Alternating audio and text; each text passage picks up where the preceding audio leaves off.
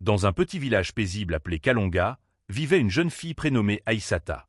Fille unique, elle était la lumière de la vie de ses parents, et tout le monde la décrivait comme douce et délicate, telle une brise au lever du jour. Mais Aïssata n'était pas seulement douce, elle était aussi d'une grande intelligence. Elle adorait l'école, et chaque année, elle revenait avec un prix prestigieux, toujours en tête de sa classe. Le village entier était fier d'elle, et ses parents affichaient un immense sourire chaque fois qu'elle rentrait triomphante, ses diplômes à la main. Mais ce destin brillant allait basculer lorsqu'elle entra dans l'âge adulte. Un jour, un groupe de jeunes militaires, Samba, Lamine et Damba, fut affecté au village pour effectuer leur service. Au départ, leur présence semblait anodine. Ils se lièrent d'amitié avec Aïssata, partageant des moments simples et souriants.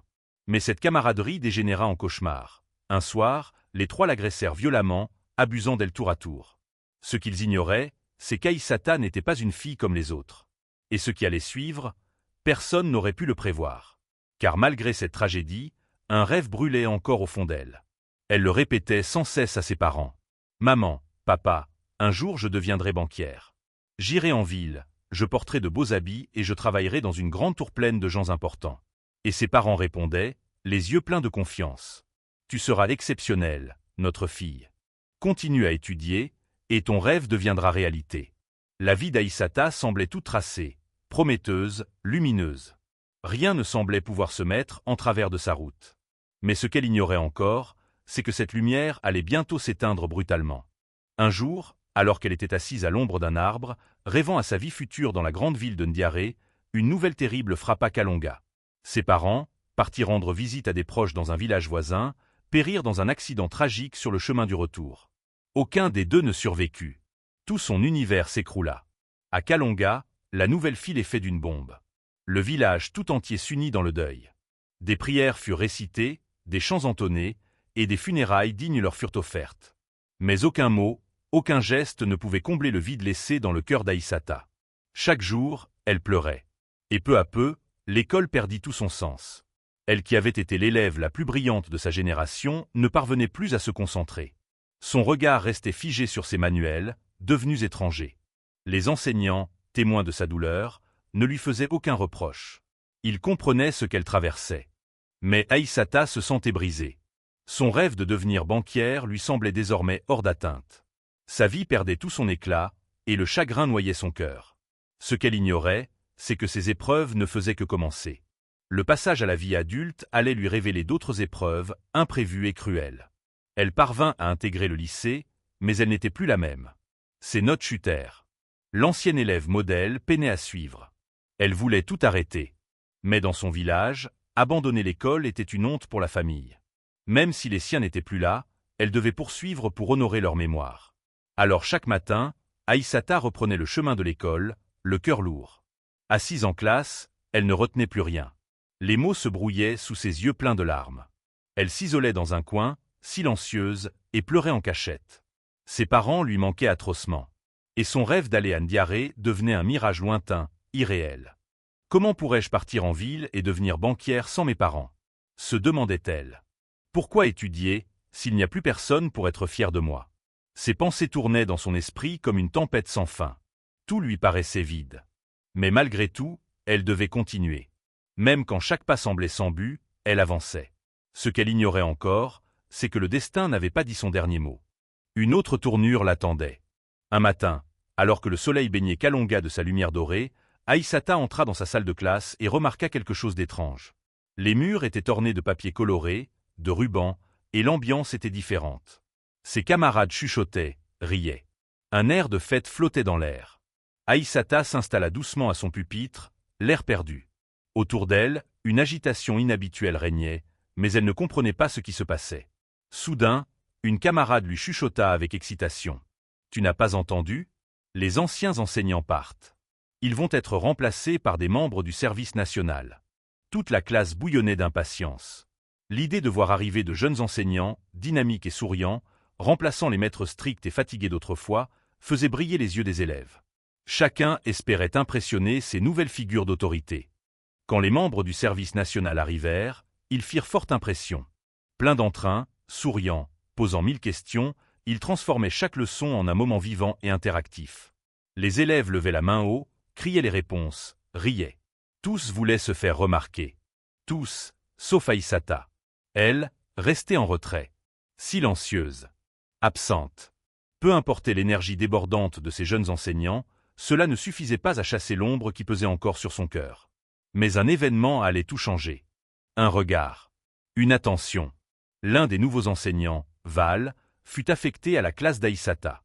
Il était jeune, chaleureux, toujours souriant. Chaque jour, il insufflait de la joie à ses élèves. Mais très vite, Val remarqua qu'Aïssata n'était pas comme les autres. Elle ne levait jamais la main. Ne répondait jamais. Elle était là sans y être, les yeux perdus dans le vide. Un jour, Val lui posa une question simple, en pleine leçon. Aïssata resta muette. Son esprit se vida. Le silence s'installa. Puis les rires éclatèrent. C'est la dernière de la classe. Lança un élève. Les moqueries fusèrent, et Aïssata rougit, le visage inondé de larmes. Elle éclata en sanglots devant toute la classe. Val veut vite intervenir. Il fit taire la salle, puis, à la fin du cours, lui demanda de rester. Il s'approcha d'elle avec douceur, son regard rempli de bienveillance. « Aïssata, pourquoi es-tu si triste? Pourquoi ne dis-tu rien en classe ?» D'abord hésitante, elle finit par se confier. Elle lui parla de l'accident, de la perte de ses parents, de ses rêves brisés. Sa voix tremblait. Ses mots étaient entrecoupés de larmes. Val l'écouta en silence, le cœur serré. « Je suis désolé, Aïssata. Vraiment. Mais je crois en toi. Tu es toujours cette fille brillante. Et je vais t'aider à retrouver ta lumière. Tu vas sourire à nouveau. Et tu seras la meilleure, comme avant. » Les larmes d'Aïssata cessèrent un instant. Elle essuya ses joues, touchée par ses paroles. Mais ce qu'elle ignorait encore, c'est que cette bienveillance allait l'amener sur un chemin qu'elle n'aurait jamais imaginé. Val commença à l'accompagner chaque jour, reprenant avec elle les leçons manquées. Progressivement, elle retrouva ses repères. Elle répondait aux questions. Elle s'appliquait. La tristesse s'éloignait doucement. Val était toujours encourageant. « Tu peux le faire, Aïssata. Tu es forte et intelligente. Continue d'essayer. » À mesure qu'elle reprenait confiance, elle s'ouvrit à lui. Un soir, alors qu'ils étudiaient, elle leva les yeux. « Je veux toujours aller à Ndiaré. Je veux encore devenir banquière. Et tu y arriveras. Tu es capable de tout. Reste concentré. Travaille dur. Ton rêve est encore vivant. » Val ne l'aidait pas uniquement pour l'école. Il veillait aussi sur elle d'autres manières. Il lui apportait de quoi manger, lui donnait parfois un peu d'argent pour ses besoins. Aïssata se sentait en sécurité avec lui. Un sentiment qu'elle n'avait pas ressenti depuis longtemps. Peu à peu, elle recommença à sourire. À espérer. Peut-être que ses rêves n'étaient pas morts, finalement. Mais pendant que Val la soutenait sincèrement, d'autres regards s'attardaient sur elle. Les autres membres masculins du service national, notamment Samba, Lamine et Damba, remarquèrent la beauté d'Aïssata et ses fréquentes visites chez Val. Les chuchotements commencèrent. Les jalousies aussi. Un soir, alors qu'ils étaient réunis, les conversations prirent une tournure inquiétante. « Aïssata est magnifique, » dit Samba. « Val passe beaucoup de temps avec elle. On devrait en profiter aussi. »« Oui, » ajouta Damba. « Même une seule fois. Elle va toujours chez lui. Il doit déjà se servir. Pourquoi pas nous ?» Ils approchèrent Val ce soir-là, le trouvant devant chez lui. « On te voit souvent avec la fille, » dit Lamine. « Tu pourrais la partager, non? Juste une fois. » Val fut stupéfait. Son visage se crispa. « Que dites-vous? » Aïssata est une élève. Elle vient pour étudier. Elle traverse une période difficile. Rien de plus. Mais les autres éclatèrent de rire. « Arrête ton cinéma. Elle vient trop souvent pour que ce soit innocent. On veut juste un tour. Tu veux tout garder pour toi? » J'ai dit non. Valencolere, Furieux. Vous ne lui ferez aucun mal. Elle a déjà assez souffert. Ils se moquèrent encore, pensant qu'il mentait. Mais Val, lui, voyait en Aïssata une petite sœur brisée, qu'il voulait protéger. Son attachement était sincère. Alors qu'il s'éloignait, riant dans l'obscurité, Val sentit l'angoisse monter. Il connaissait ces hommes. Il savait jusqu'où ils pouvaient aller. Il se promit de surveiller Aïssata de plus près, de la protéger. Mais il ignorait que le mal était déjà en marche. Un après-midi, Aïssata se rendit comme d'habitude chez Val, ses livres en main. Elle frappa à la porte. Mais ce ne fut pas lui qui répondit. Samba, Lamine et Damba se tenaient là, souriant. Val est sorti faire des courses. « Entre, attends-le ici. » Elle accepta, sans méfiance. Après tout, ils étaient collègues de Val. Elle entra, pensant que tout allait bien. Mais dès qu'elle s'assit, tout bascula. Les trois hommes refermèrent la porte derrière elle. Leurs sourires disparurent. À leur place, une noirceur inquiétante s'empara de leur visage. Avant même qu'Aïssata puisse comprendre. Ils l'ont saisie brutalement. Aïssata a tenté de crier, mais aucun son ne sortait de sa gorge. La panique l'étouffait. Les trois hommes se sont rués sur elle, chacun à leur tour, lui imposant l'horreur, sourds à ses supplications et à ses larmes. Ils ont pris ce qu'elle ne leur avait jamais donné. Ils l'ont brisée. Quand ils en eurent fini, ils la laissèrent là. Seule. Le corps meurtri, l'âme en lambeaux. En s'éloignant, ils riaient, comme si ce qu'ils venaient de faire n'avait aucune importance. Comme si elle n'était rien. Aïssata, elle, resta allongée sur le sol pendant de longues minutes, incapable de bouger. Tout autour d'elle semblait figé. Le monde était devenu froid.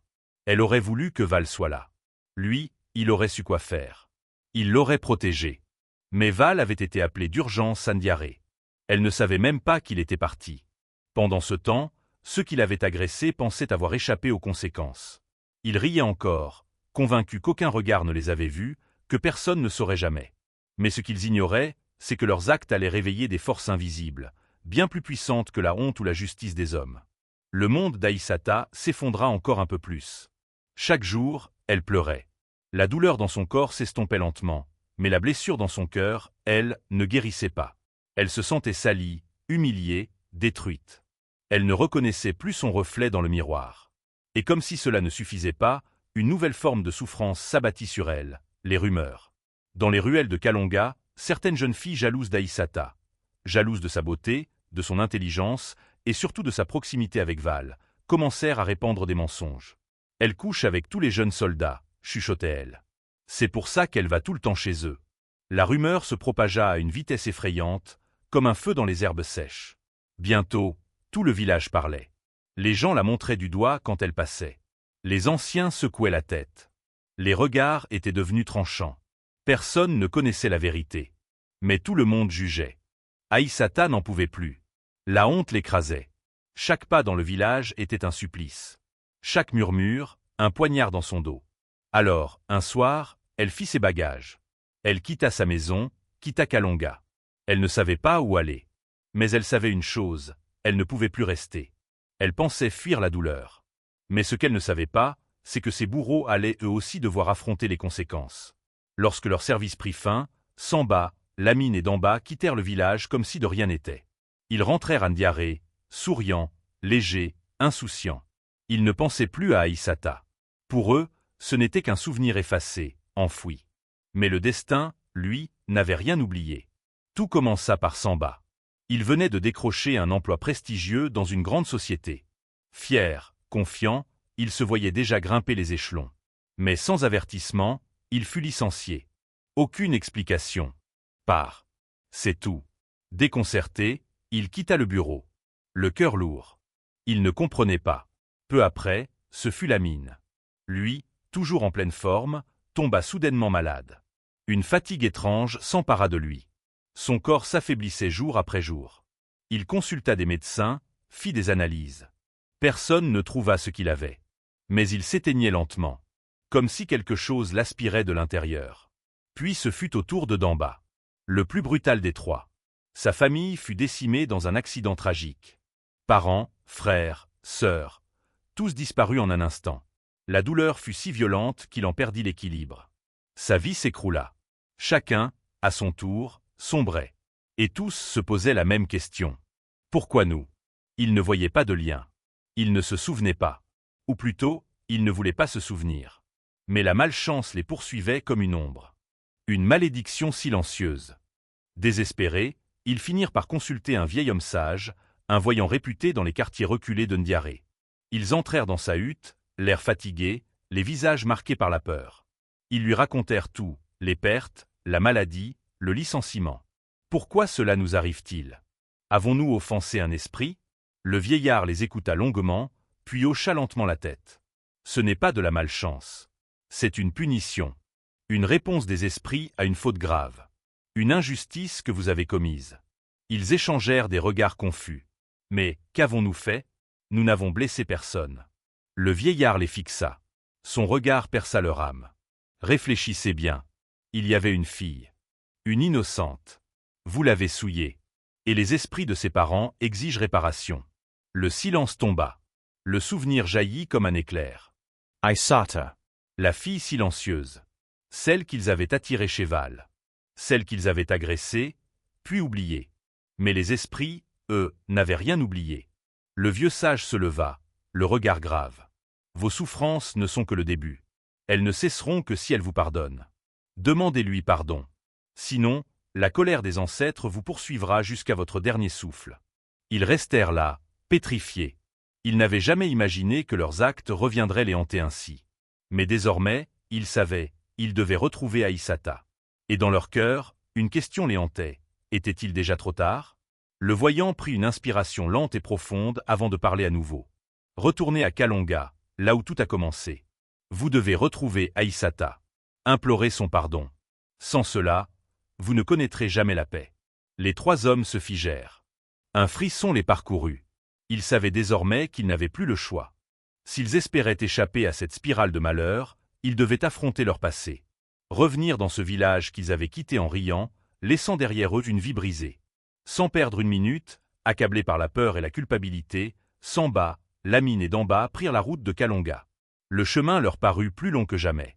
Le cœur lourd, ils se rappelèrent chaque coin du village, chaque rire, chaque moment où ils pensaient être invincibles. Mais cette fois, ce n'était pas le même Kalonga qui les accueillait. En arrivant, ils reconnurent les ruelles poussiéreuses, les vieilles huttes, les enfants qui jouaient au loin. Mais quelque chose avait changé. L'air semblait plus dense. Le sol lui-même semblait se souvenir. Comme s'il portait encore l'écho du mal qu'ils avaient semé. Sans attendre, ils commencèrent à interroger les habitants. De maison en maison, ils répétaient la même question, la voix tremblante. Vous souvenez-vous d'Aïssata, la jeune fille qui venait souvent chez Val?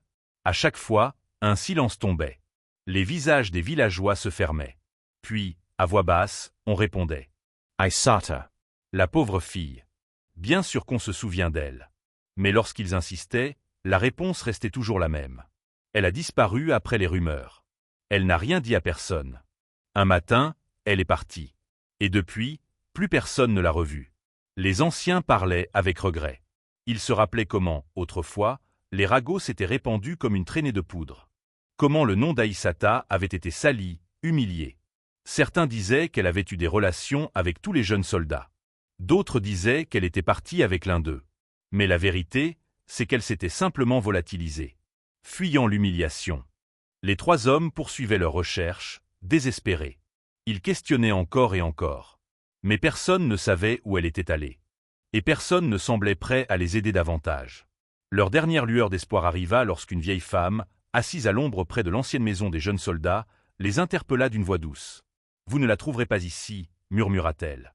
Ils s'arrêtèrent, surpris. « Vous savez ce qui lui est arrivé » Damba posait la question. La vieille hocha lentement la tête. « J'ai vu Aïssata partir. Un matin, elle est sortie de chez elle, un sac à la main, le regard vide. Elle ne parlait plus à personne depuis longtemps. Les gens disaient des choses horribles sur elle. Et elle ne supportait plus le regard des autres. Elle a quitté Kalonga. Sans un mot. Comme une ombre dans la nuit. Un silence pesant s'installa. Les hommes baissèrent les yeux. Le poids de leur faute leur écrasait la poitrine. Savez-vous au moins où elle est partie? Demanda Lamine. La vieille secoua tristement la tête. No. Elle n'a rien dit. Elle a juste disparu. Des faits, ils quittèrent Kalonga, les mains vides. Ils étaient venus chercher le pardon. Mais ils ne trouvaient que des échos. Des silences. Et des fantômes du passé. De retour chez le voyant, ils s'assirent devant lui, les visages marqués, les cœurs broyés. Nous avons cherché, dit Samba d'une voix brisée. Elle n'est plus là. Personne ne sait où elle est allée. Le voyant les observa longuement, puis secoua la tête. Vous ne pouvez pas abandonner. Les esprits de ses parents ne se calmeront pas tant qu'elle ne vous aura pas pardonné. Tant que vous ne lui aurez pas demandé pardon, en face, sincèrement. Il marqua une pause, puis ajouta, d'une voix grave. Si elle n'est plus à Kalonga, alors elle est ailleurs. Et c'est là-bas que vous devez aller. Votre voyage ne fait que commencer. Les trois hommes se regardèrent, perdus. Où chercher? Par où commencer? Aïssata pouvait être n'importe où. Et eux ne savaient plus rien. Mais ce qu'ils savaient, c'est qu'ils ne pourraient plus vivre en paix tant qu'ils ne retrouveraient pas la fille qu'ils avaient détruite. Mais le voyant reprit la parole, ses yeux brillant d'une lueur de sagesse, offrant aux 3 hommes une minuscule étincelle d'espoir. « Réfléchissez, dit-il lentement. Y avait-il quelqu'un de proche d'Aïssata? Un ami? Un protecteur? Quelqu'un qui pourrait savoir où elle est allée? » Les 3 hommes se regardèrent, troublés. Puis, soudain, Samba s'écria. « Val, c'est lui. Il était toujours là pour elle. Il la comprenait, la protégeait. Il l'aidait à étudier. Il était différent de nous. » Un silence lourd s'installa alors que tous se souvenaient du lien spécial entre Val et Aïssata. Des rumeurs disaient même que Val avait des sentiments sincères pour elle. Sans perdre une seconde, Samba, Lamine et Damba se mirent en route vers Ndiaré, la ville où Val s'était installé après son service. Ils suivirent chaque piste, posèrent des questions, fouillèrent les souvenirs, jusqu'à ce qu'ils trouvent enfin la maison de l'ancien Corpé. Le cœur battant, ils frappèrent. Quand la porte s'ouvrit, Val apparut. Le visage plus mûr, la voix plus grave.